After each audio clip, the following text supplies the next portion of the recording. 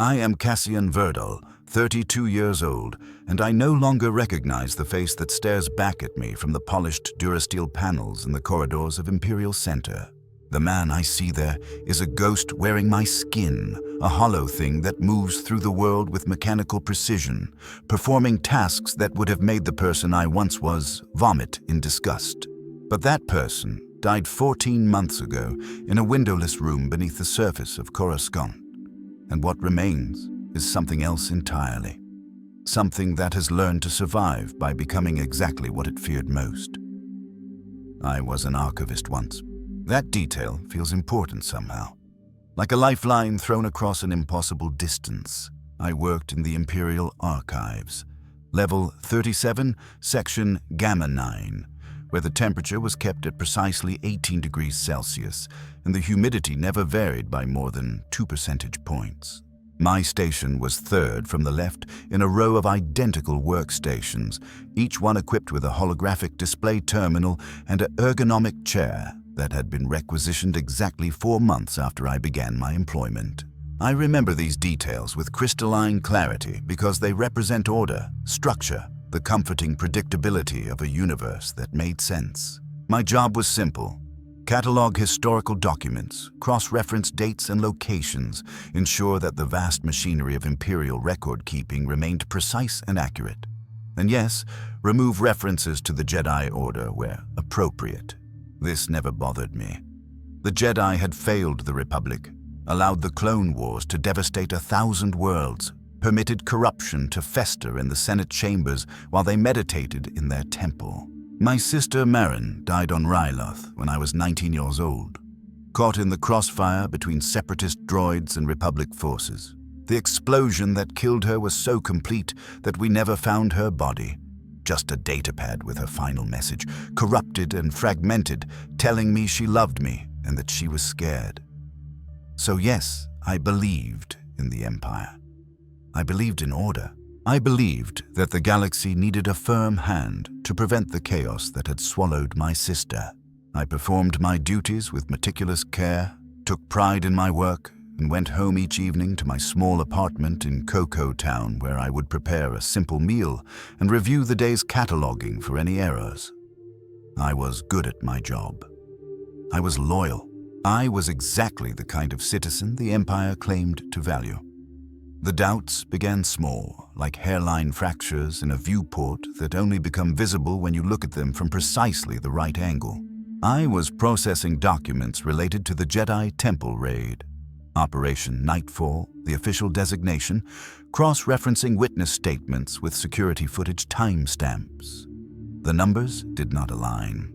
Testimony from a stormtrooper placed the 501st Legion at the temple's eastern entrance at 2100 hours, but the security logs showed that entrance had been sealed since 1930.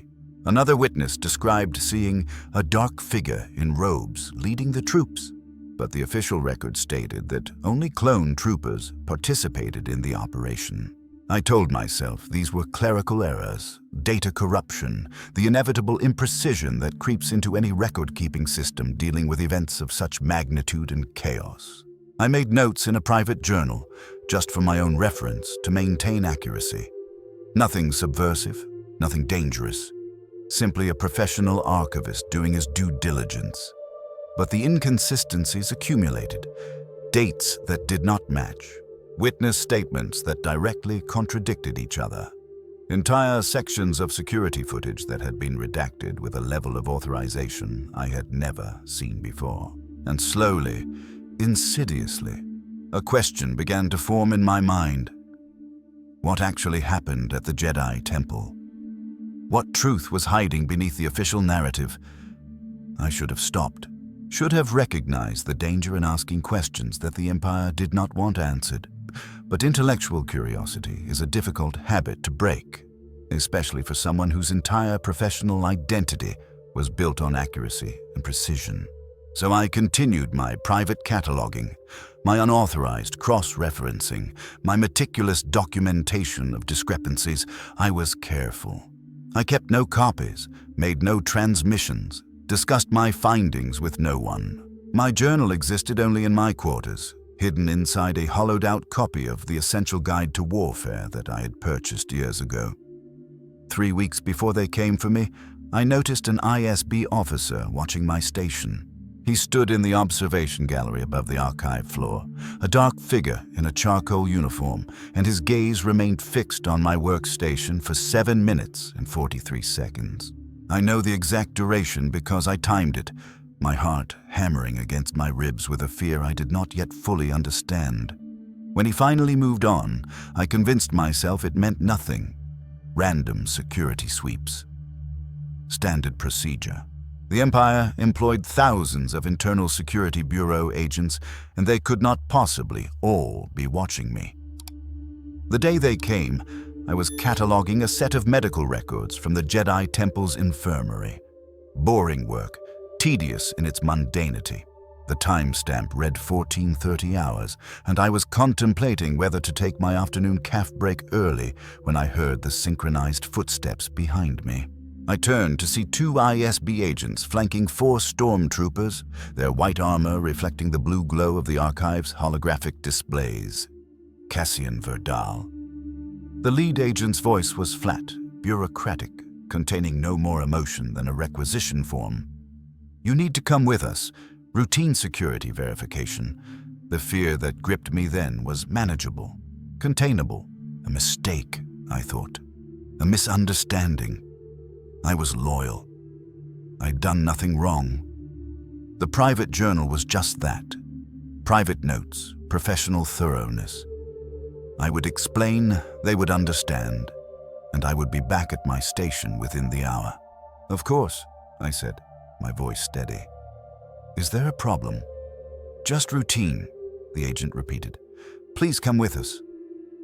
I stood, straightened my uniform tunic, and followed them toward the archive's main exit. Several of my colleagues glanced up as we passed, their expressions carefully neutral.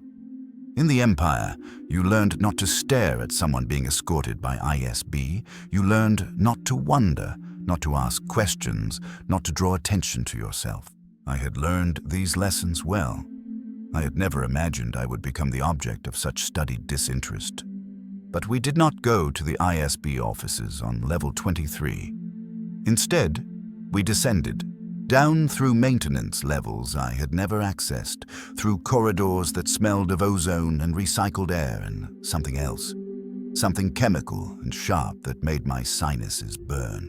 The temperature dropped as we went deeper, and I became aware of the weight of Coruscant pressing down above us. Billions of tons of ferrocrete and durasteel and human habitation stacked in impossible towers that reached toward the sky while their roots dug ever downward into darkness. The corridor terminated at a blast door marked with Imperial security glyphs I could not read.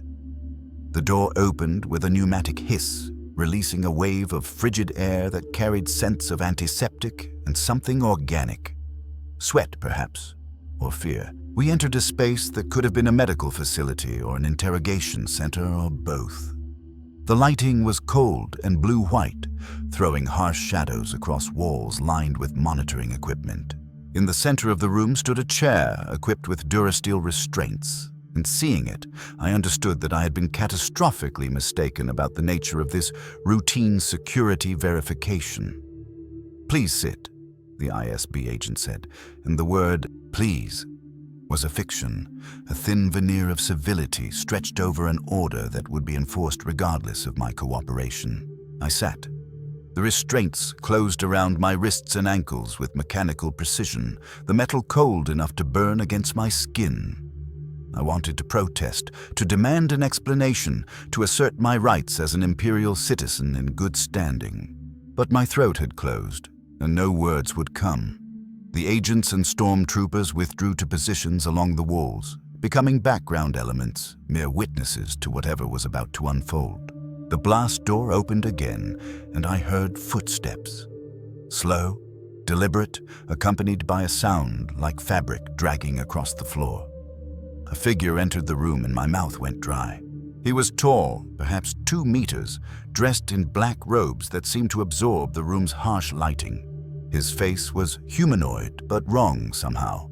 Skin too pale, features too sharp, and eyes that burned with a red luminescence that had nothing to do with any light source in the room. I had never seen an Inquisitor before, but I knew what he was instantly. Everyone in the Empire knew about them. The Emperor's special hunters, Force users who tracked down the last surviving Jedi and anyone else foolish enough to dabble in forbidden knowledge. Cassian Verdal, he said, and his voice was soft, almost gentle, but layered with harmonics that resonated in my chest cavity and made my teeth ache. Archivist, 3rd class, age 32, employed by the Imperial Archives for 7 years, married to Elara Verdal, separated, 1 daughter, sister deceased, Ryloth, 21 BBY. He paused, tilting his head as if listening to something I could not hear. You have questions about Operation Nightfall. It was not an accusation. It was a statement of fact, delivered with the same casual certainty one might use to comment on the weather. And in that moment, I understood that my private journal was not private, that my careful precautions had been meaningless, that every inconsistency I had documented had been observed and noted and filed away in some ISB database with my name attached. I was ensuring accuracy, I said, surprised by how steady my voice sounded. Discrepancies in the historical record. It's my job to— Your job, the Inquisitor interrupted, is to maintain the records as they are given to you, not to question, not to investigate, not to seek truths that the Empire has deemed unnecessary. He moved closer, his footsteps silent now, and I caught his scent. Something like burned metal and old blood and the particular staleness of air that has been breathed too many times in sealed environments. But you did question, you did investigate, and now we must determine why. His hand rose, pale fingers extending toward my face, and I felt something, a pressure, a presence, something that was not physical but pushed against my thoughts with the weight of a collapsing building. I had read about the Force in the archives, clinical descriptions of telekinesis and prescience and mental manipulation, but reading about a phenomenon and experiencing it were vastly different things. This was violation, intrusion, the sensation of having someone rifle through the contents of your skull like drawers in a filing cabinet. I tried to resist, to close my mind, to think of nothing. But the presence was relentless, and it found what it sought, every doubt, every question, every sleepless night spent wondering what had really happened in the Jedi Temple. It found my grief for Merrin, my need for the Empire's narrative to be true, because if it was not, then her death meant nothing. It found my pride in my work, my belief in accuracy and order, and my growing horror at the realization that the historical record I had spent 7 years maintaining was built on carefully constructed lies. When the Inquisitor withdrew his hand, I was gasping, my body slicked with cold sweat, my wrists bleeding where I had strained against the restraints. The violation had lasted perhaps 30 seconds, but it felt like hours. You are not a rebel, the Inquisitor said thoughtfully. You are not an idealist. You're simply a man who asked questions he should not have asked. He paced in a slow circle around my chair, his robes whispering against the floor. This makes you dangerous in a very particular way. Not to the Empire's military might, not to the Emperor's rule, but to the narrative upon which that rule is built. Truth is a virus, Cassian Verdal. It spreads, it infects, and when enough people are infected, systems collapse. I'm loyal, I managed to say, though my voice was hoarse. I believe in order. I believe in the Empire. Do you? Those red eyes fixed on mine, and I felt pinned, dissected. Or do you believe in an idea of the Empire that exists only in your mind? A just, orderly system that protects its citizens and maintains peace? That empire never existed, Cassian. The galaxy is chaos barely contained, and order is achieved through fear, through power, through the willingness to make hard choices that softer men cannot stomach. He gestured, and one of the ISB agents approached with a datapad. The Inquisitor took it, studied the display for a moment, then turned it toward me. I saw names, 3 of them. Lennis Kara, Torm Yestal, Bren Sudan. All archivists, all colleagues I'd worked with for years. These three individuals have also shown curiosity about restricted materials, the Inquisitor said. They have asked questions, made private notes, engaged in unauthorized cross-referencing of sealed documents. We know this because we have been watching them, just as we were watching you. The question now is simple. Confirm their identities and their activities, and you will be released with a formal reprimand. Refuse, and your situation becomes considerably more complicated. I stared at the names. Lennis was 56, 3 years from retirement, planning to move to Naboo to live near her grandchildren. Torm was young, brilliant, had just published a paper on advanced cataloging techniques that had been praised throughout the archives. Bren was my friend, or as close to a friend as my carefully controlled life had allowed. We ate lunch together twice a week, discussed the minutiae of archival science, complained about the inadequate lighting in Section Gamma 9. I don't understand, I said.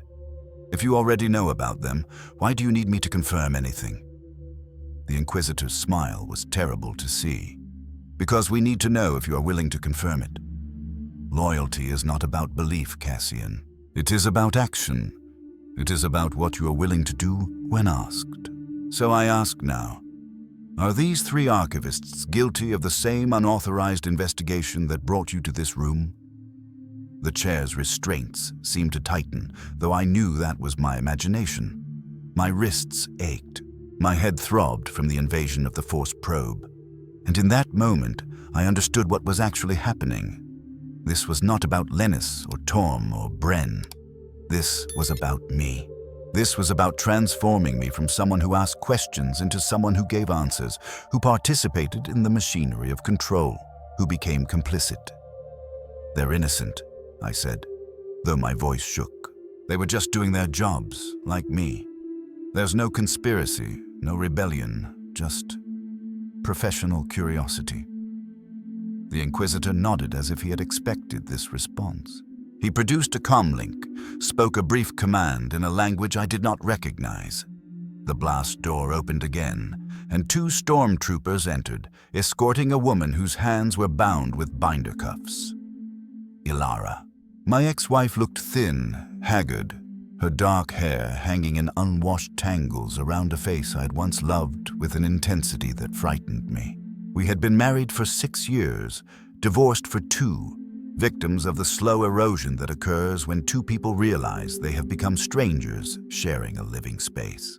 But we had parted amicably, maintained contact for the sake of our daughter, Lyra, and I had believed foolishly that the dissolution of our marriage meant she was separate from me, protected from whatever consequences my actions might bring. Cassian, she whispered, and in her voice I heard confusion and terror and something that might have been pity. Alara Verdal, the Inquisitor said, works at the Central Spaceport, Processing Division. She handles cargo manifests for ships arriving from the Outer Rim, a relatively minor position.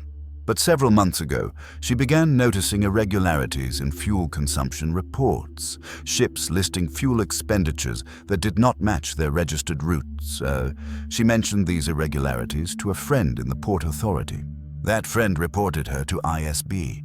We investigated. We found nothing actionable, but we kept her file open, just in case she proved useful. He moved to stand behind Alara, one pale hand resting on her shoulder with almost paternal gentleness. She is useful now. You see, Cassian, I'm offering you a simple transaction. Confirm that Lennis Kara, Torm Yestal, and Bren Sudan engaged in unauthorized investigation of restricted materials, and your ex-wife returns to her position at the spaceport. Refuse, and she is transferred to the labor mines on Kessel. Her sentence will be 5 years. Perhaps she will survive it. Perhaps not.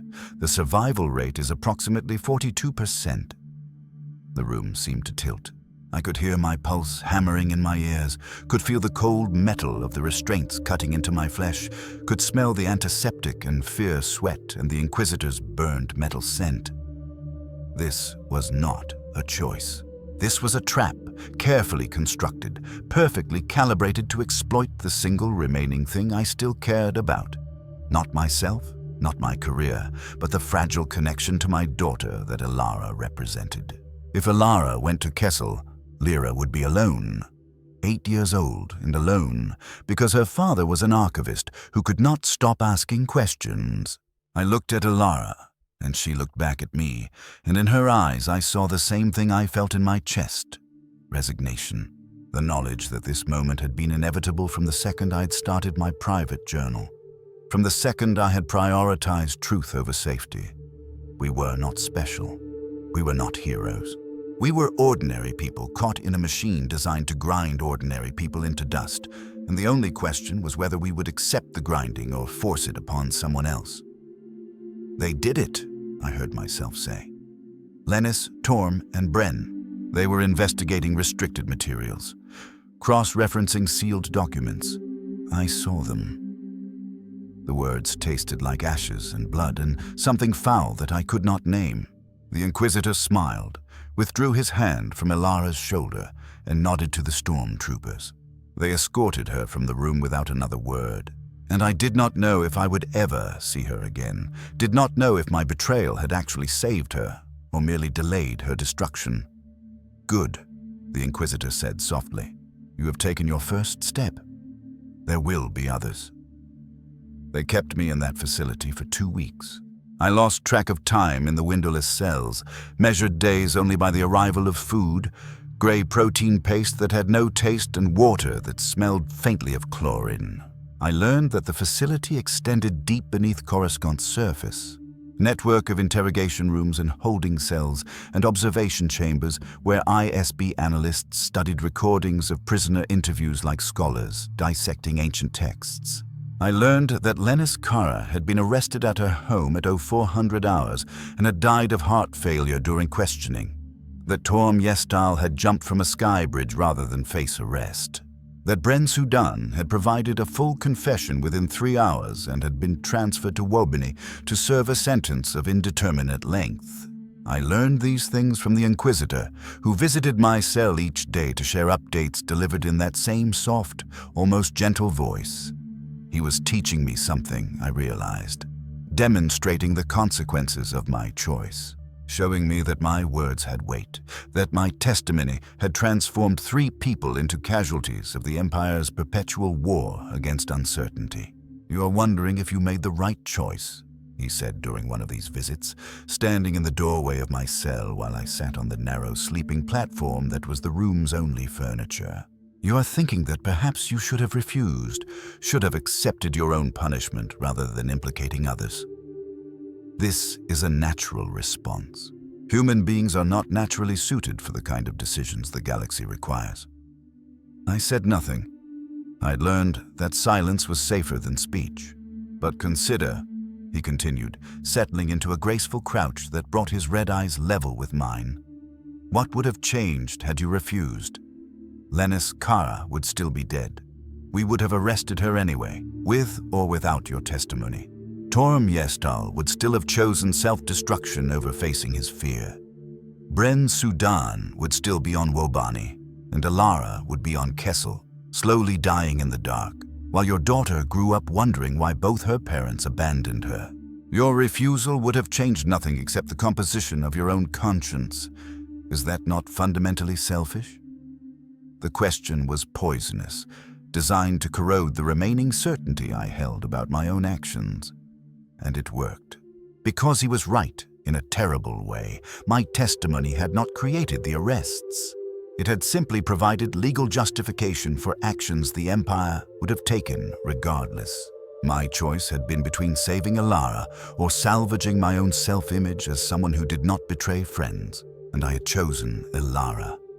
I had chosen my daughter's mother over my pride.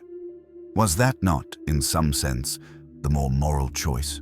I spent hours in that cell trying to unravel the logic, to find the flaw in the Inquisitor's reasoning, to locate the point where his argument became sophistry. But I could not. The trap was too well constructed. Every path led to the same conclusion. In a system designed to extract betrayal, refusing to betray was simply a performance of moral superiority that changed nothing about the outcome. The day they released me from the cell, I barely recognized myself in the polished surface of the corridor walls. I'd lost perhaps 7 or 8 kilograms, my face gaunt and hollow-eyed, my Imperial uniform hanging loose on a frame that had been softened by 7 years of desk work. They returned me to my quarters in Cocoa Town, told me I was on administrative leave pending completion of my security review, and I understood that this was not a reprieve, but a repositioning. For 3 days I sat in my apartment, eating nothing, staring at the walls, listening to the ambient sounds of Coruscant's traffic streams flowing past my window. I tried to sleep but found only fragmented nightmares. Lennis's face, blue and suffocating, eyes accusing. Torm falling from the sky bridge in endless slow motion. Bren in a Wobani prison cell, calling my name. I would wake gasping, my chest tight, my hands shaking, and lie in the darkness wondering what I had become. On the 4th day, the Inquisitor came to my apartment. He entered without knocking. The door simply opened, and he was there, tall and terrible in his black robes, filling my small living space with his presence. He carried a datapad, which he placed on my kitchen counter with deliberate precision. "Your security review is complete," he said. "You have been deemed suitable for continued employment. However, your position in the archives has been terminated. You are being reassigned." I should have felt relief. Instead, I felt only dread. Reassigned to what? To me. He gestured at the datapad. "You demonstrated intelligence, attention to detail, and the capacity to make difficult choices when pressed. These are valuable qualities. You will become a specialist in what I call soft interrogation. Using your knowledge of the archives and your ability to establish trust to extract information from suspects who might not respond to more conventional techniques." I stared at him, uncomprehending. "You want me to interrogate people?" "No, I want you to befriend them, to become someone they confide in, to learn their secrets not through pain or fear, but through conversation." He smiled, that terrible smile. "You are an archivist, Cassian. You know how to organize information, cross-reference data, identify patterns. These skills are equally useful in understanding human psychology. You will talk to suspects, learn what motivates them, discover what they are hiding, and you will report everything to me." "I'm not a spy." "Of course you are. Everyone in the Empire is a spy, whether they acknowledge it or not. Every conversation is monitored, every communication is logged. Every thought that deviates from approved orthodoxy is noted and filed away. The only difference is that you will do this work consciously, with purpose, in service of maintaining order." He moved to the window, looked out over the cityscape. "You have a daughter, Cassian, Lyra, 8 years old. She lives with Ilara in Sector 715. She attends Coruscant Primary School number 449. She is talented in mathematics and shows early aptitude for xenobiology. She wants to be a medic when she grows up." The casualness of his knowledge was more threatening than any overt menace could have been. He was showing me that he knew everything, could reach anyone, that there was no safety anywhere in the galaxy. "If I refuse?" "You will not refuse." He turned from the window, red eyes burning in the dim light of my apartment. "Because you understand now that refusal is simply a way of choosing who suffers. You or them. And you have already demonstrated that you will choose them." He was right. The moment I had spoken Lennis's name, I had crossed a threshold. There was no returning to the person I had been before. That person had died in the interrogation room, and what remained was a thing that had learned to survive through betrayal. The next 4 months became a nightmare of faces and names and conversations that twisted like knives in my chest. They brought suspects to the facility, not to torture chambers, but to comfortable rooms with soft lighting and comfortable chairs and hot caf served in real ceramic mugs. My role was to make them comfortable, to ask questions that seemed casual and harmless, to build trust through shared experiences and gentle humor, and the implicit promise that cooperating would lead to lenient treatment. Some of them were obvious dissidents, rebel sympathizers, smugglers, criminals who had run afoul of Imperial law, but others were simply ordinary people who had made the same mistake I had made. They had asked questions. They had noticed inconsistencies. They had wondered if the Empire's narrative was entirely accurate. And I would sit across from them in those comfortable rooms, sipping caf, nodding sympathetically, and carefully extracting every scrap of information that would seal their fate. I became good at it. Disturbingly good. I learned to read micro-expressions, to sense when someone was holding back, to apply just enough pressure to break through their reserves without making them realize they were being manipulated. The Inquisitor watched my sessions through one-way observation glass, occasionally providing feedback. You pushed too hard there, or good work establishing emotional connection. I began to understand that this was my value. I looked harmless, tired, broken. People saw me and thought I was a victim like them, and they opened their hearts and poured their secrets into my carefully attentive silence. The worst was Chronicles, my former supervisor in the archives. They brought him in on a cold morning in the 6th month of my service. I had not seen him since my arrest, and when he entered the room, his face cycled through shock, confusion, and finally horror as he recognized me. Cassian. His voice was hoarse. What did they do to you? I looked at the man who had hired me 7 years ago, who had taught me the intricacies of archival organization, who had written a commendation in my file praising my attention to detail. He looked old now, diminished, his once robust frame hollowed by fear and uncertainty, and I felt nothing. The capacity for shame had been burned out of me, replaced by a mechanical efficiency that assessed him as simply another source of information to be exploited. "Sit down, Ten," I said, my voice steady, almost kind. "Would you like some caf?" "Cassian, please. They say I was investigating restricted files, but it was just standard review procedures. You know how thorough I am.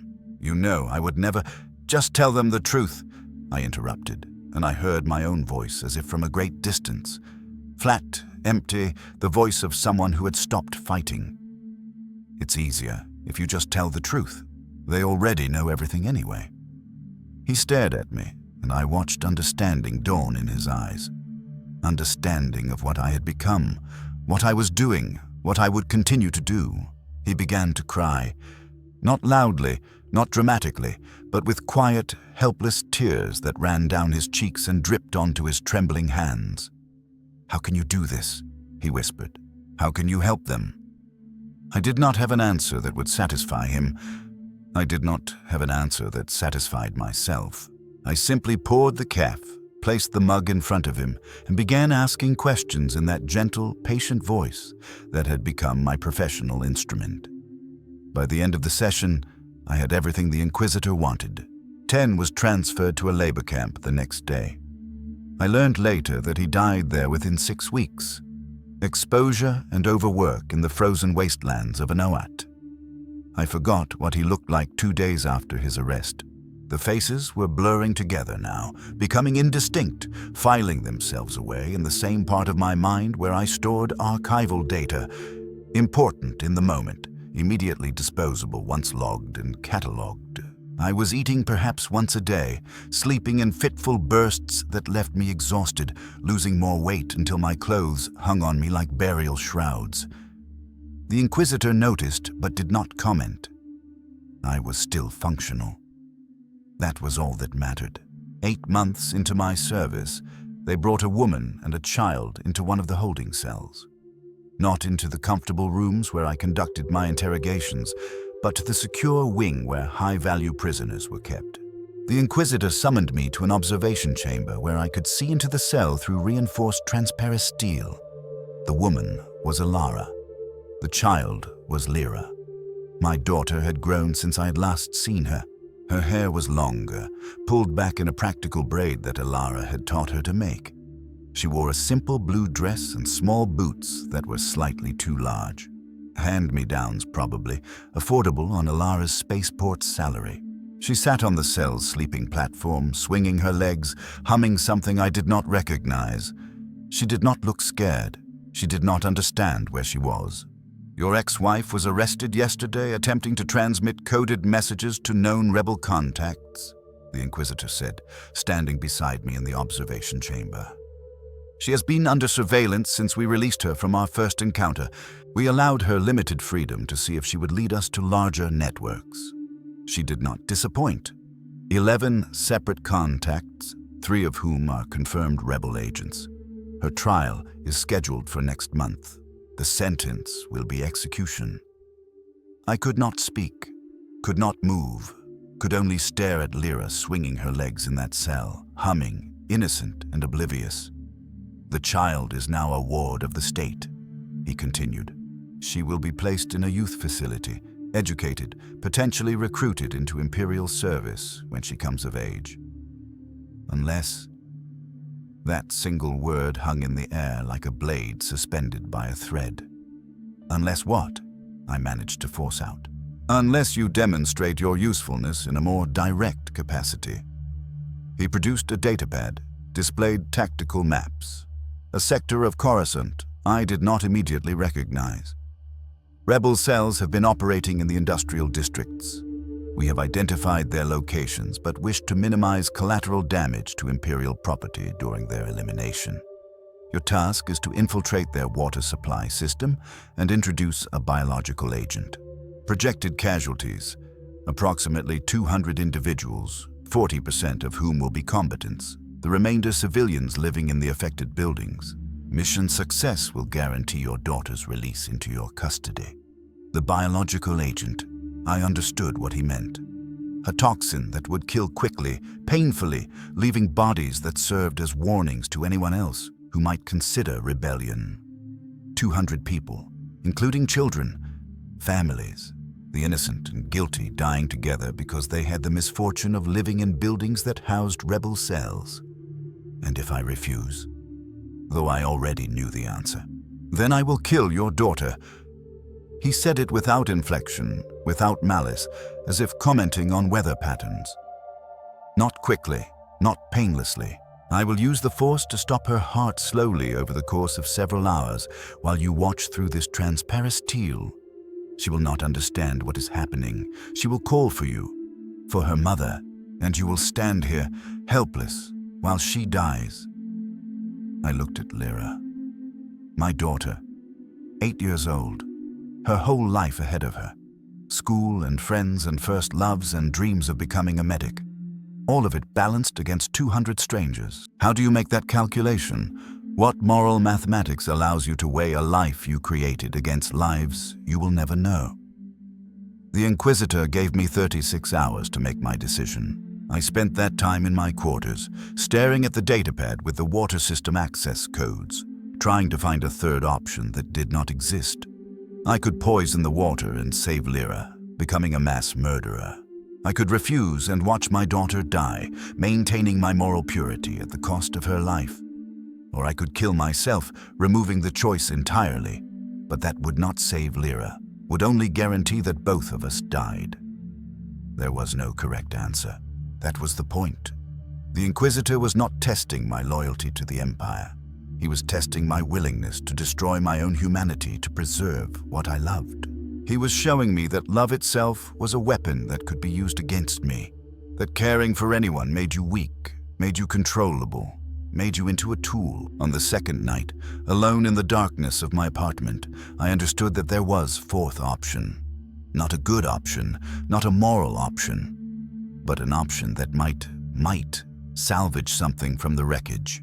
I could poison the water supply as ordered, and I could simultaneously send a warning to the rebels through channels I had learned about during my months of interrogations. Give them time to evacuate the sector. The poison would be deployed, satisfying the Inquisitor's requirements, but the buildings would be empty. No one would die. Lyra would be released. My hands would be clean, except they would not be clean. I would have betrayed the Empire. The same Empire I had believed in, that I had served, that I had sacrificed my colleagues and my supervisor to protect. And the Inquisitor would know. He would know because he always knew, because he could read thoughts and sense deception and anticipate exactly this kind of desperate gambit. unless that was precisely what he wanted me to do. The realization hit like a physical blow. This was not about the rebel cell. This was not about the biological agent or the water supply or the 200 people who might die. This was about transforming me from someone who betrayed friends to someone who actively murdered enemies. Or alternatively, transforming me into someone who would betray the Empire itself, who would abandon all remaining loyalty in service of personal attachment. Either way, I would emerge from this test as something fundamentally different from what I had been, a weapon pointed in whatever direction the Inquisitor chose. I made my choice at 0300 hours on the final night. I encoded a warning message using codes I had learned from interrogation transcripts, routed it through 7 different relay stations to obscure the source, and transmitted it to a rebel drop point in the lower levels. Then I accessed the water supply system using the codes on the datapad and initiated the deployment sequence for the biological agent. Both actions completed within 15 minutes.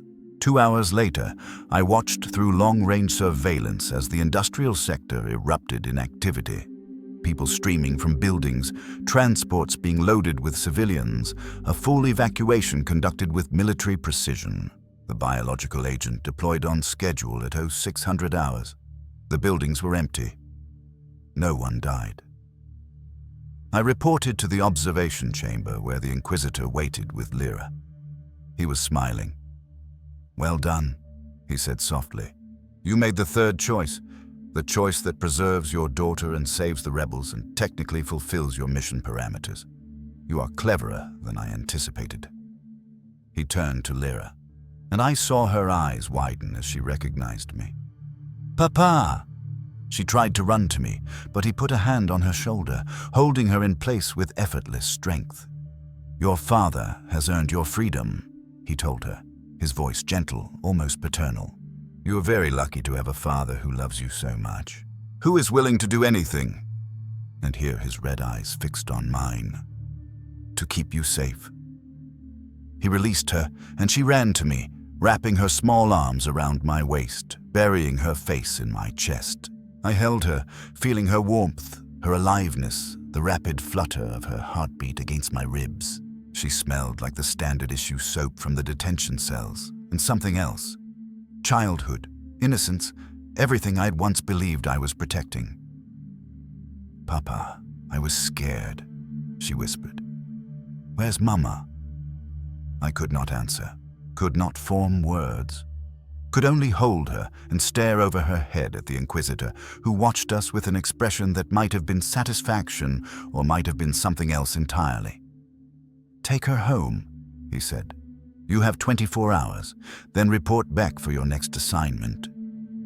I learned 3 hours later that Alara had been executed at 0700 hours, shot in the back of the head in a detention facility while I had been holding our daughter. The notification came via official Imperial comm channels, informing me that as next of kin, I was responsible for claiming her personal effects. There were no personal effects. There was only a death certificate with a timestamp and a cause of death listed as execution pursuant to sentence for treason. I told Lyra that her mother had been transferred to a work facility on another planet, that we would see her again, someday, that everything would be fine. She believed me because children believe their parents, because the alternative was too terrible to contemplate. That night, I put her to bed in my small apartment, sang her the lullaby that Alara used to sing, and watched her fall asleep with her hand clutching my finger. When she was sleeping deeply, I went to the window and looked out over Coruscant's endless cityscape. Somewhere out there were the rebels I had saved. Somewhere were the ISB analysts reviewing my actions, logging them in files, adding them to the comprehensive dossier that defined my usefulness to the Empire. Somewhere was the Inquisitor, pleased with his experiment, satisfied that he had created exactly the tool he needed, someone capable of betraying anyone, loyal to nothing except the preservation of a single small life. The little girl murdered both her parents, I thought. Not literally, not directly, but the man who had been Cassian Verdal, archivist, believer in order, loyal Imperial citizen, That man died to save her. And what remained was this hollow thing, this collection of compromises and betrayals and calculated cruelties wrapped in skin that remembered how to smile and sing lullabies. The Inquisitor came to my apartment 23 hours later. Lyra was at the small kitchen table, eating synthesized eggs that I had prepared, humming that same tune she had hummed in the detention cell. He did not knock. He simply entered, and I watched my daughter's face as she saw him. Confusion first, then recognition, then fear. "Papa." "It's all right," I said, though it was not all right, would never be all right again. "This is just someone from my work." The Inquisitor smiled at her, warm, friendly, utterly false. "Hello, Lyra. Your father and I need to discuss something. Why don't you go to your room for a little while?" She looked at me for confirmation, and I nodded. She went slowly, glancing back over her shoulder, and I heard her door close with a soft click. "She's a beautiful child," the Inquisitor said. "Intelligent, sensitive. She will make an excellent hostage." The word fell like a blade. "That is what she is now," he continued, settling into one of my chairs with disturbing casualness. "A guarantee of your continued cooperation. You will not flee, you will not resist, you will not attempt suicide or any other dramatic gesture. Because if you do, I will take her to the same facility where you were held, and I will introduce her to pain that will make your interrogation seem gentle by comparison. Do you understand?" "Yes," I whispered. "Good. Your next assignment requires deeper cover.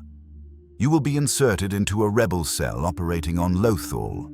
Minor players, not strategically significant, but useful for testing techniques and gathering intelligence on their networks. Your cover identity is established. Kaz Verdal, former cargo handler, dismissed from Imperial service for minor infractions, bitter and disillusioned. You will gain their trust, you will learn their operations, and you will report everything to me. This is not optional, this is not negotiable, this is simply what you are now." He stood, moved toward the door, then paused. "One more thing. You saved those rebels in the industrial sector. You think this makes you better than me, less complicit in the Empire's machinery. But consider, those rebels are alive to continue their operations. They will recruit more members, launch more attacks, kill more Imperial citizens. How many deaths will result from your mercy? How many lives will be destroyed because you could not accept that some people must die to preserve order? Your daughter is alive because you were willing to betray everything else. How long before you realize that your betrayal of the Empire is what makes her survival possible?" He left, and I sat alone in my apartment, staring at the closed door of my daughter's room, thinking about the Inquisitor's words. He was right. He was always right. That was the horror of it. Not that he was evil, but that his logic was flawless, that every argument led inevitably to the same conclusion. In a galaxy built on violence and coercion, the only meaningful choice was who suffered. And I had chosen everyone but Lyra. They took her the next day. Protective custody, they called it. A facility somewhere on Coruscant where she would be educated, cared for, kept safe, and kept away from me. I could visit her once per month for 2 hours under supervision. She did not understand why. I told her it was for her safety, that I had to do important work, that I loved her. She cried. I held her until the guards pulled us apart. That was 5 months ago. Now I am on Lothal, embedded in a rebel cell that calls itself Spark Squadron. 17 members, mostly local dissidents, poorly trained, hopelessly idealistic. They trust me because I am quiet and competent and carry myself like someone who has been broken by the Empire, which is not a deception at all. I am exactly that broken thing. I know all their names, all their operations, all their safe houses and supply routes and contact codes. I transmit reports to the Inquisitor twice per week using a hidden comm unit concealed in my quarters. In 3 days, an Imperial strike force will hit their primary base, 47 people will be captured or killed. I know this because I have seen the operational briefings. I have read the casualty projections. I have become intimately familiar with the mechanics of betrayal. Among the 47 is a young man named Joresh, 22 years old, son of farmers, joined the rebellion after watching stormtroopers burn his village as collective punishment for harboring a deserter. He is earnest and passionate and believes that the Empire can be defeated through courage and sacrifice. He reminds me of the person I used to be, someone who believed the galaxy made sense, who thought that loyalty and truth and order were values worth upholding. Yesterday, he asked me to help evacuate wounded from the base before the supply run tomorrow. I said yes, knowing that in 72 hours, those wounded will be in Imperial custody, receiving medical treatment only so they can be interrogated and then executed. Tonight, I sit in my small room in the rebel base, writing in a journal I keep hidden under the floorboards.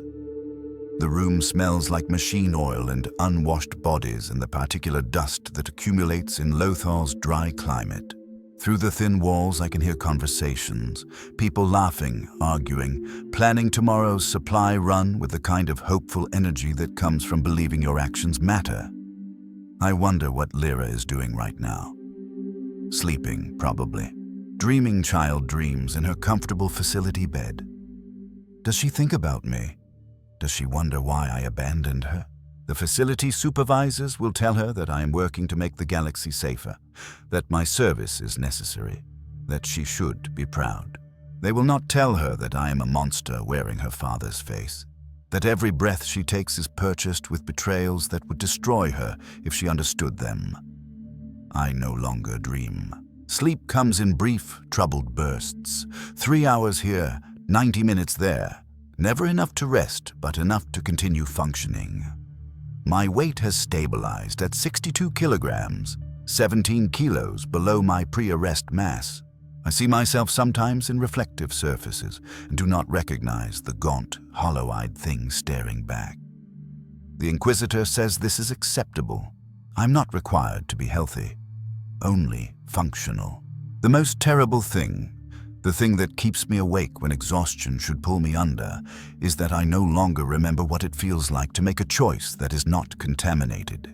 Every decision is poisoned. Every action is a betrayal. Help the rebels, and I betray the Empire that holds my daughter hostage. Help the Empire, and I betray the idealistic fools who trust me.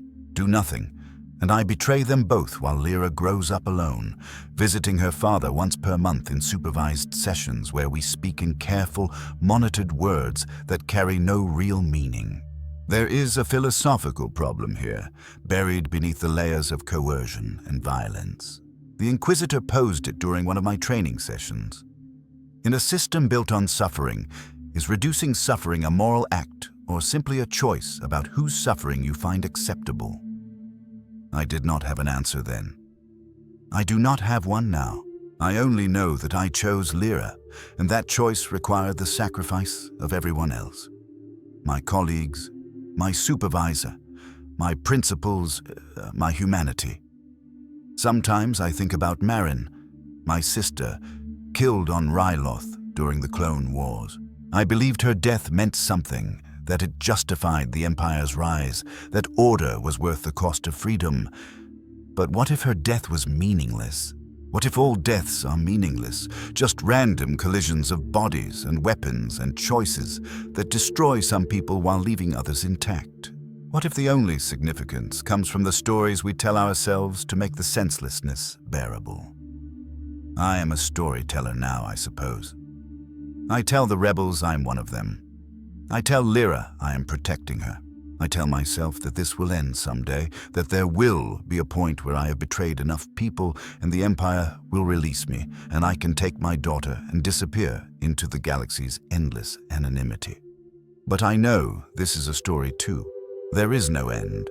There is only the next betrayal, and the next, and the next, each one eroding a little more of whatever remains of Cassian Verdal, until even the memory of who I was becomes indistinguishable from the fiction I present to the world. The Inquisitor was right about one thing. I am dangerous. not because I am strong or skilled or brave, but because I have learned to survive by destroying everything I touch. I am a virus that spreads through networks of trust, infecting them with suspicion and betrayal, and the slow realization that no one is safe, that anyone might be compromised, that the galaxy is a machine that grinds people into component parts and reassembles them into weapons. Jorash just knocked on my door. "Cass, you all right? You've been quiet tonight." "Fine," I call back, my voice steady, normal, completely false. "Just tired. See you in the morning." "Get some sleep, friend. Tomorrow's a big day." Friend. He calls me friend. In 72 hours, he will be dead or captured, and his final thoughts will include my name. Not with hatred, not with understanding, but with confusion. Kaz was with us. Kaz wouldn't have betrayed us. There must be some mistake. That confusion is almost worse than hatred. Hatred I could accept. Hatred is clean, justified, comprehensible. But confusion means he will die without understanding, without the comfort of knowing why, and that ignorance is a cruelty that I add to all the other cruelties I have committed. I should feel something. Guilt, perhaps. Remorse, horror at what I have become. But there is only emptiness where those emotions should be, a hollow space carved out by months of systematic dehumanization. The Inquisitor understood this would happen. He predicted it during one of our sessions, explained it with clinical precision. The human mind cannot sustain constant moral anguish. It adapts. It numbs itself. You will cease to feel the weight of your actions, and that cessation will feel like mercy, but it is actually the final death of who you were. You will welcome it. He was right. I welcomed it. Because feeling nothing is easier than feeling everything. I close the journal, hide it beneath the floorboards, and lie on my narrow cot staring at the ceiling. The base is settling into night quiet.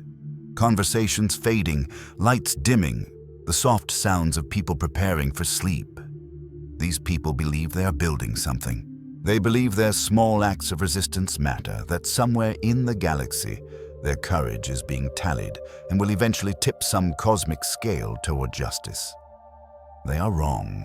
I know they are wrong because I have read the ISB reports, seen the casualty projections, understood the vast machinery of Imperial control that crushes rebellions like insects beneath boots. But they do not know they are wrong, and that ignorance gives them peace.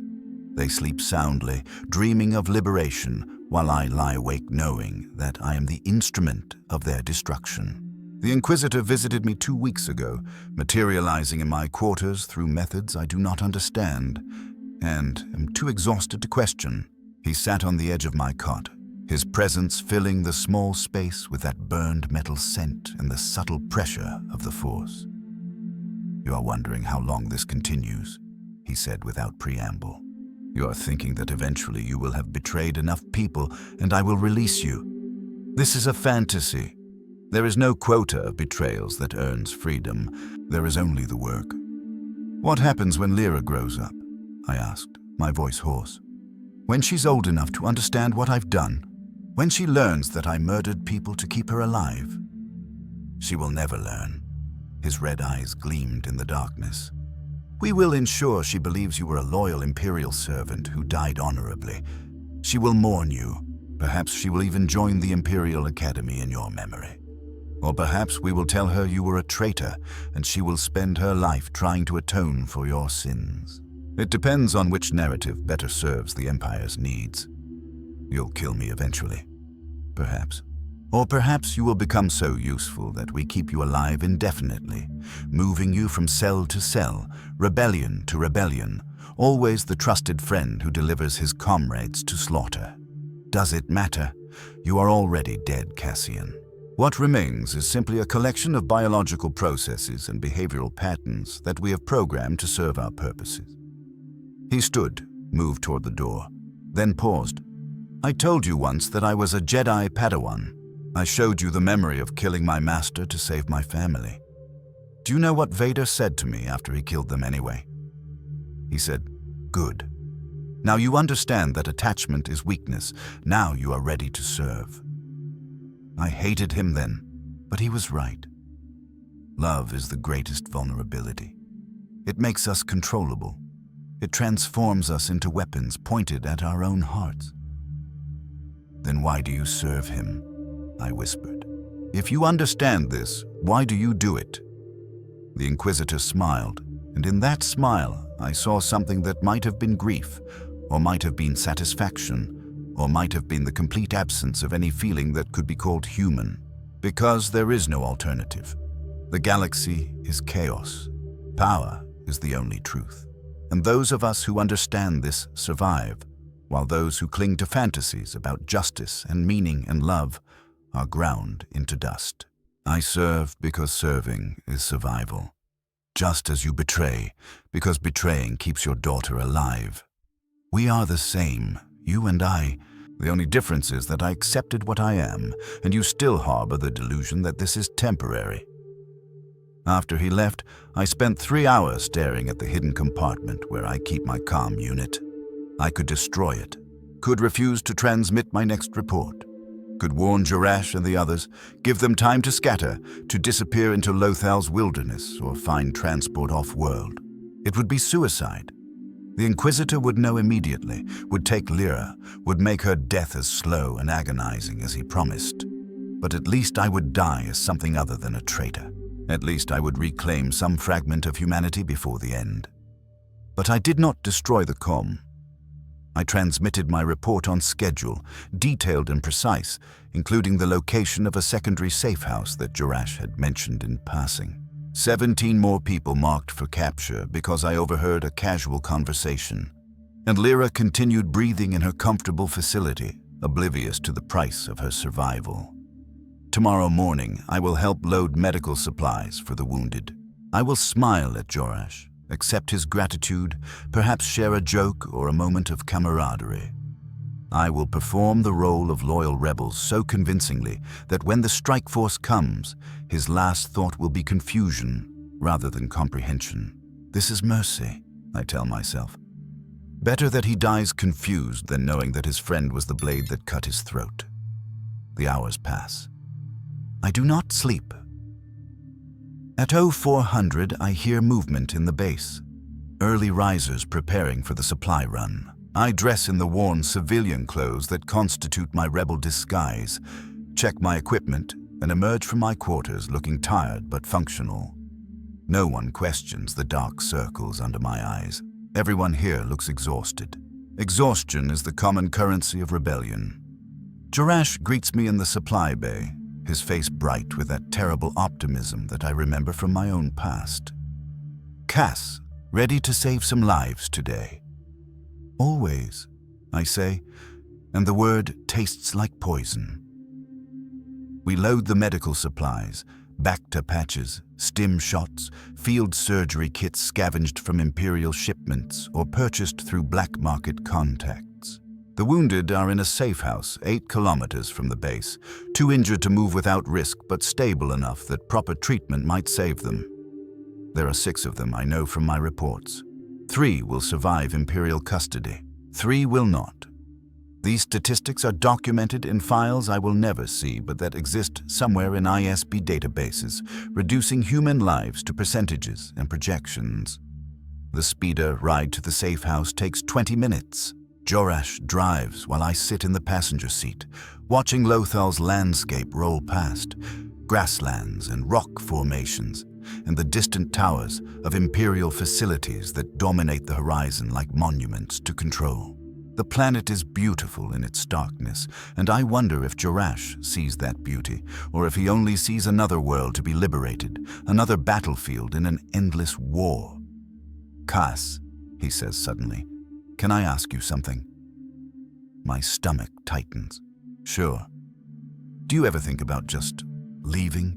Getting off-world, finding somewhere quiet, trying to forget all this?"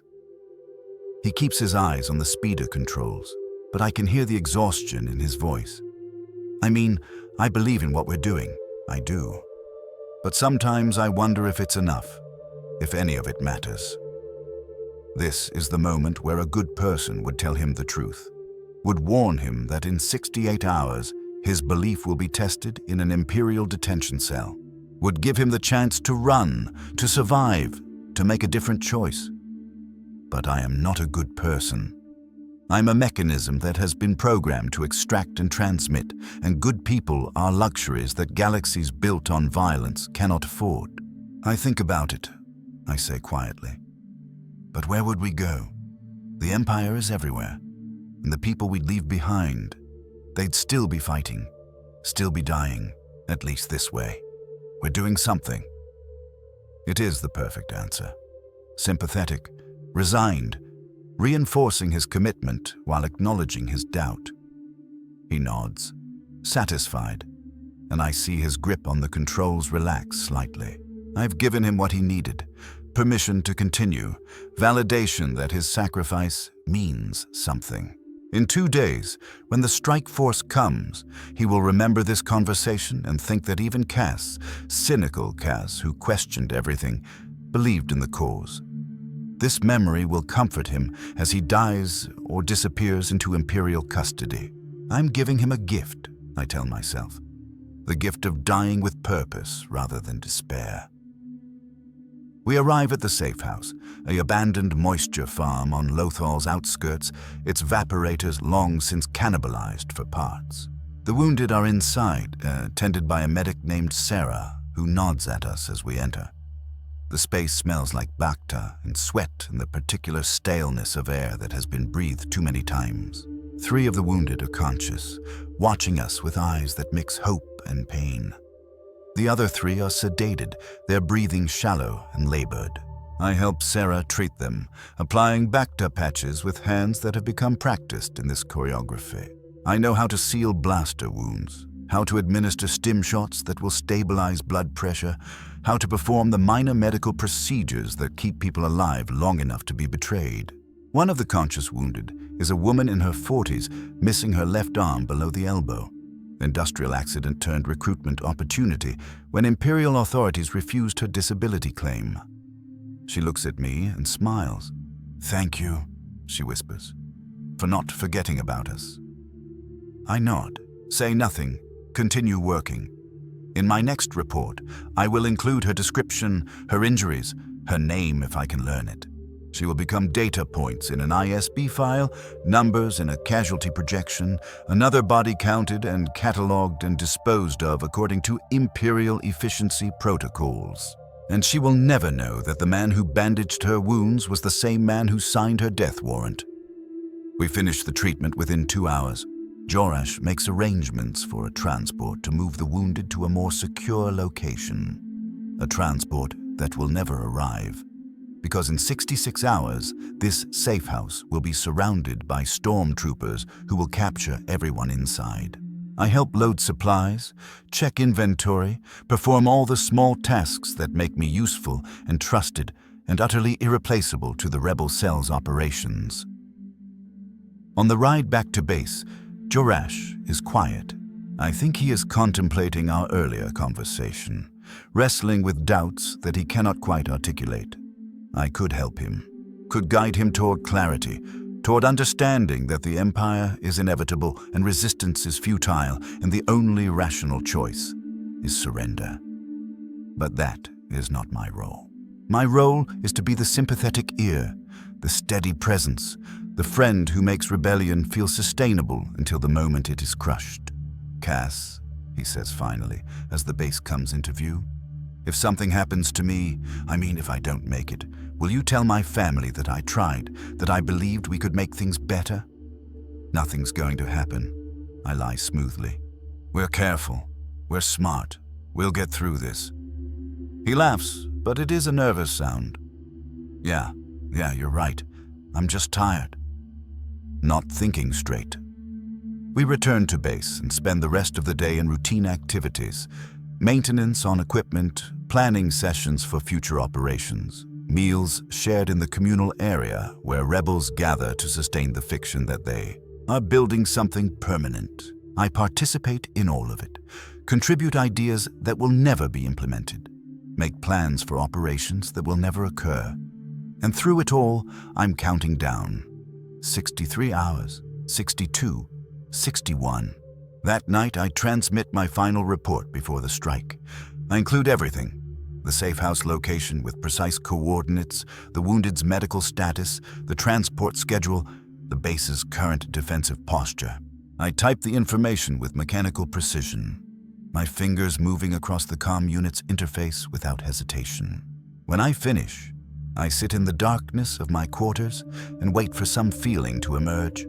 Guilt, horror, shame, anything that would indicate that Cassian Verdal still exists somewhere inside this shell.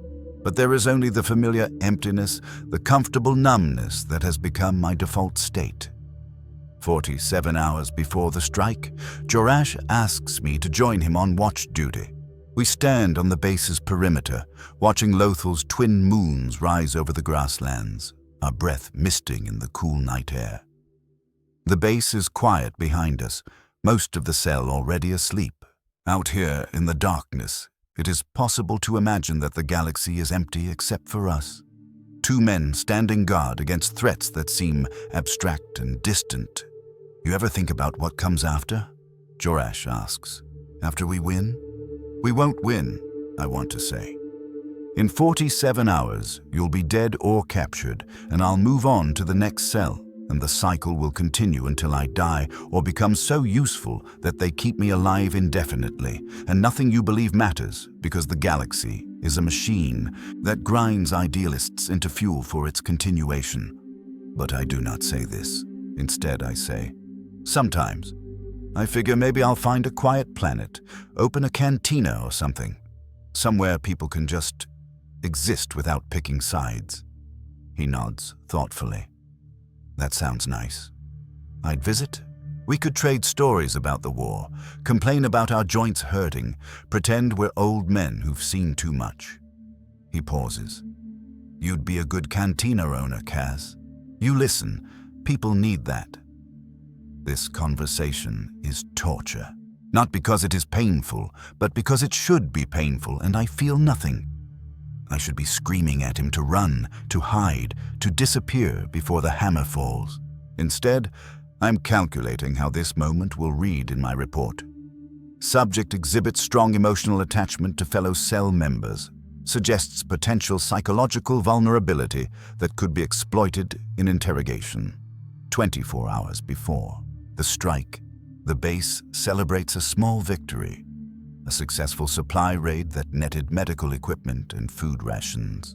Someone produces bottles of Corellian whiskey, and the common area fills with laughter and music and the kind of desperate joy that comes from knowing you might die tomorrow, but are alive tonight. Jorash is drunk, his arm around my shoulders, singing an old rebel anthem that I do not recognize. To Cass, he shouts, raising his glass, who keeps us honest and keeps us safe. The cell cheers. I smile. I drink. I participate in the celebration of people who have 12 hours left to live in freedom. And when it is over, when everyone has stumbled to their bunks in various states of intoxication, I return to my quarters and vomit until there is nothing left inside me but bile and emptiness. 8 hours before the strike, I cannot sleep. I lie on my cot, listening to the base settle into its final night of existence, and I think about my daughter. Lyra is 9 now. I missed her birthday last month. Was only able to send a brief recorded message through official channels. She's growing up without me, becoming a person I will never truly know, shaped by experiences I'm not part of. The facility supervisors send monthly reports. She's doing well in school, shows aptitude for science and mathematics, has made friends with other children in the program. She asks about me sometimes, they say, wonders when I will be done with my important work. What will they tell her when I die? Will they say I was a hero, a traitor? Will they erase me entirely, make her an orphan with no history, no context, no understanding of why her life took the shape it did? Or will they tell her the truth? That her father was a mechanism that converted human trust into data streams, that every breath she took was purchased with betrayals that stained the galaxy with blood that will never wash clean. I hope they lie to her. I hope she never knows what I became to keep her alive. This is the only mercy I can imagine.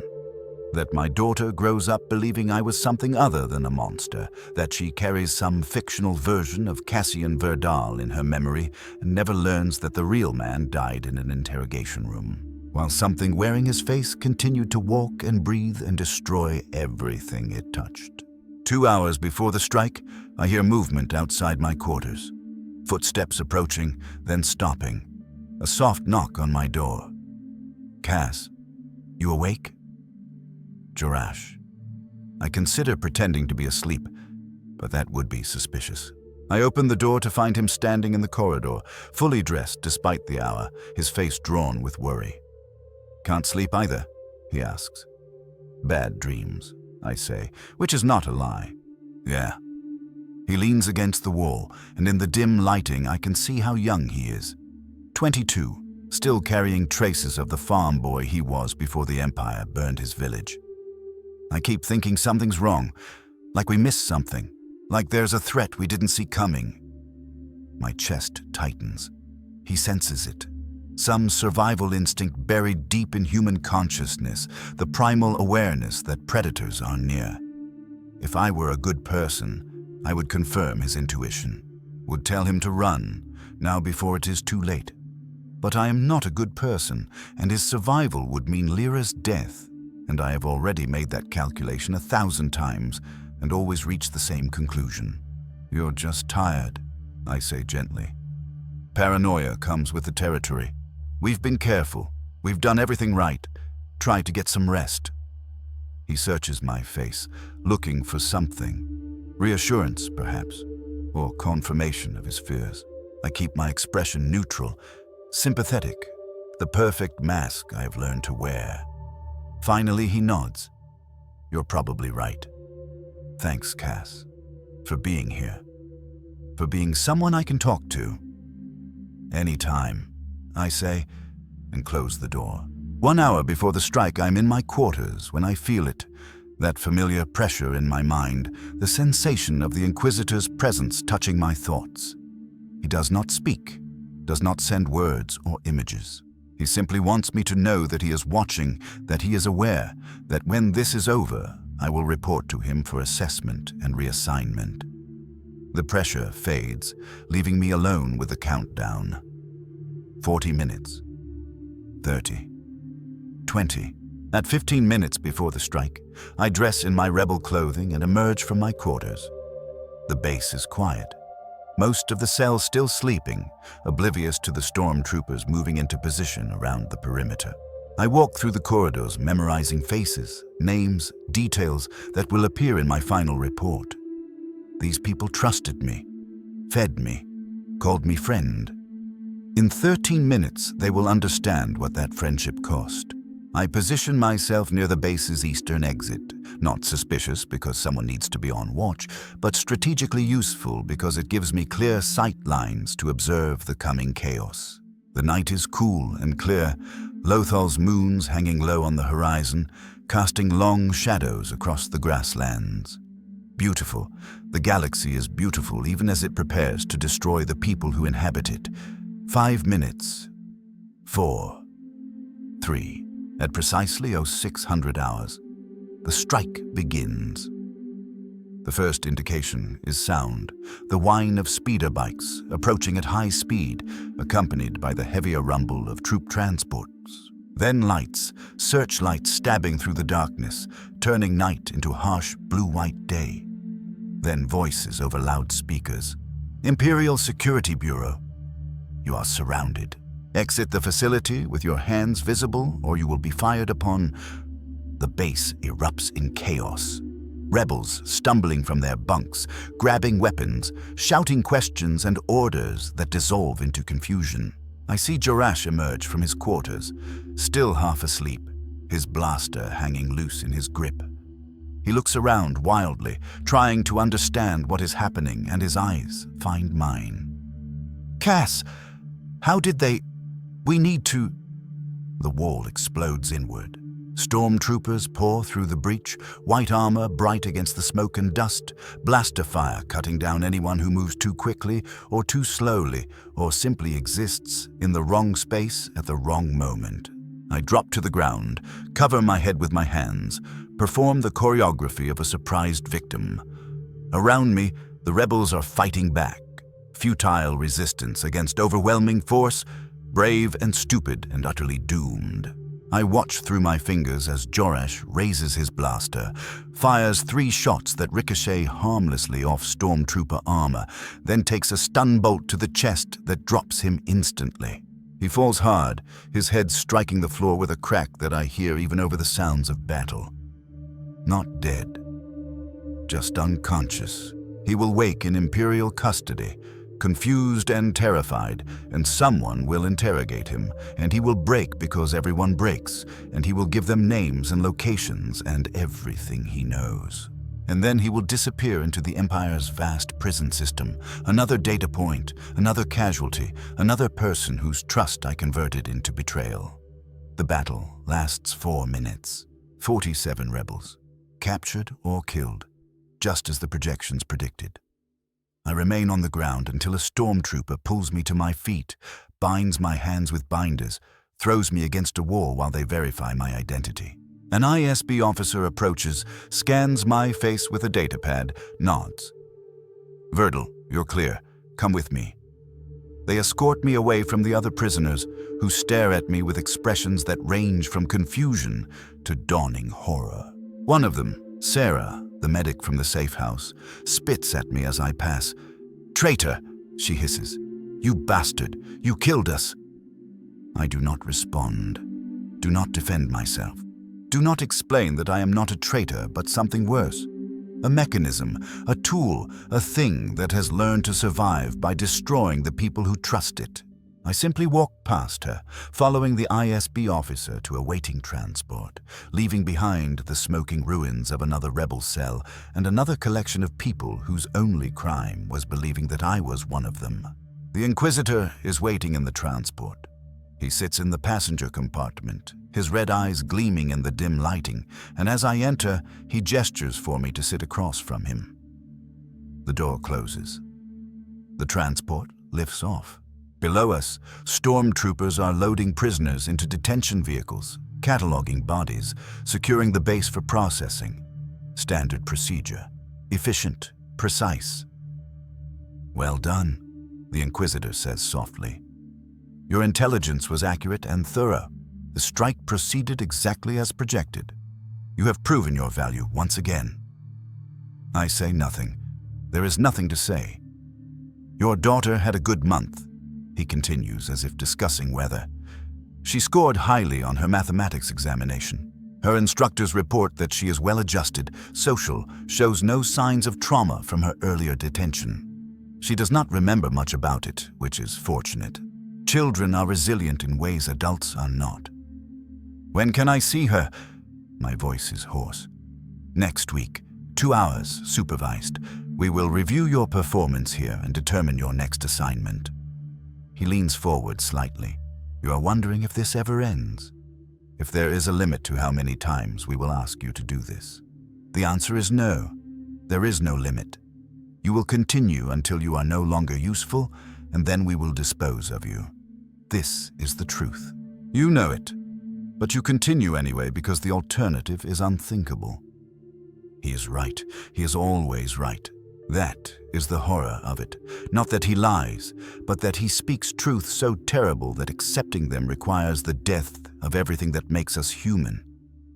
"One day," I whisper, "I will stop being useful, and you will kill me, and Lyra will be alone."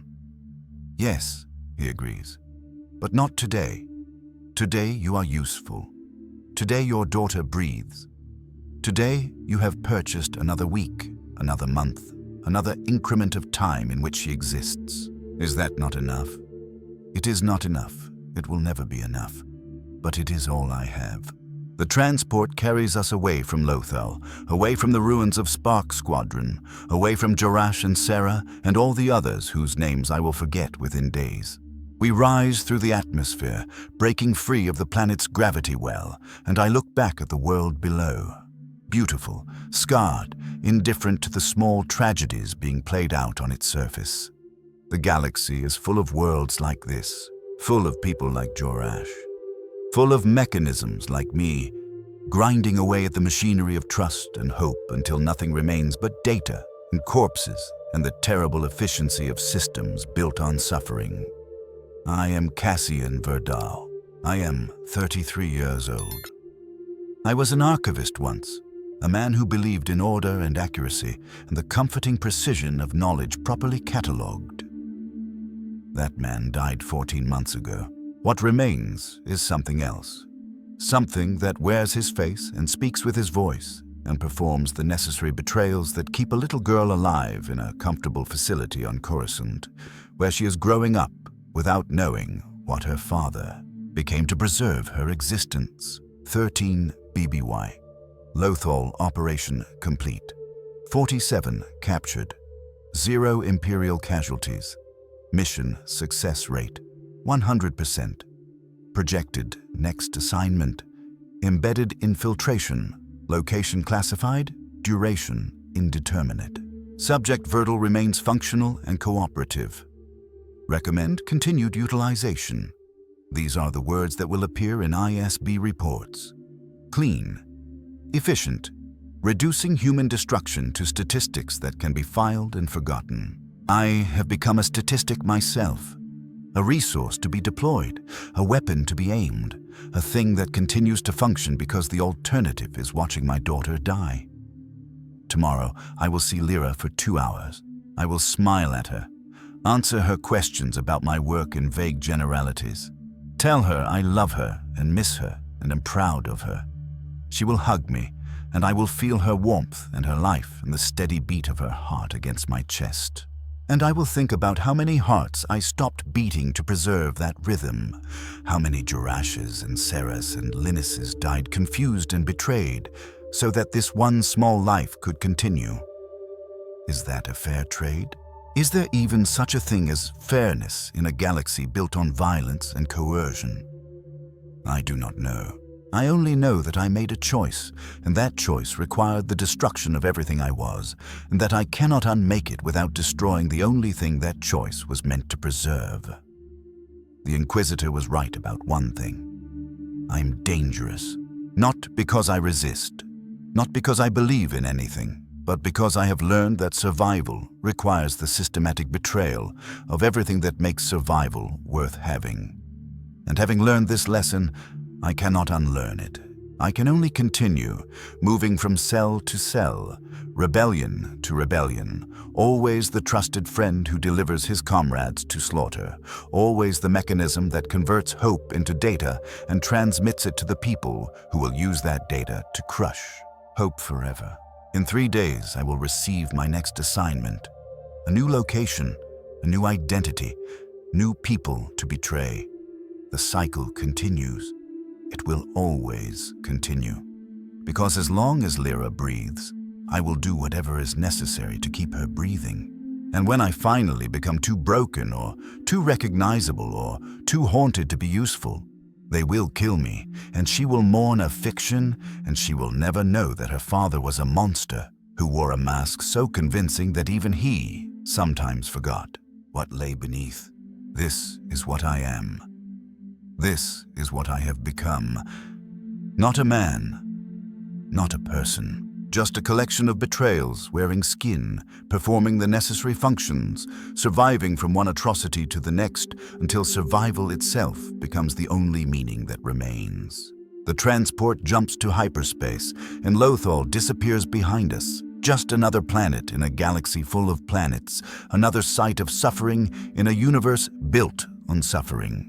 I close my eyes and try to remember what it felt like to believe that truth mattered, that accuracy mattered, that the historical record could be kept clean and precise if only someone cared enough to try. But I cannot remember. That person is gone. And what remains sits in a transport heading toward Coruscant, toward 2 hours with a daughter who does not know what her father is, toward another assignment and another betrayal and another small purchase of time in which a little girl can laugh and study mathematics and dream of becoming a medic while her father destroys the people who would save her. This is the galaxy. This is what it requires. And I am too tired to pretend it will ever be different.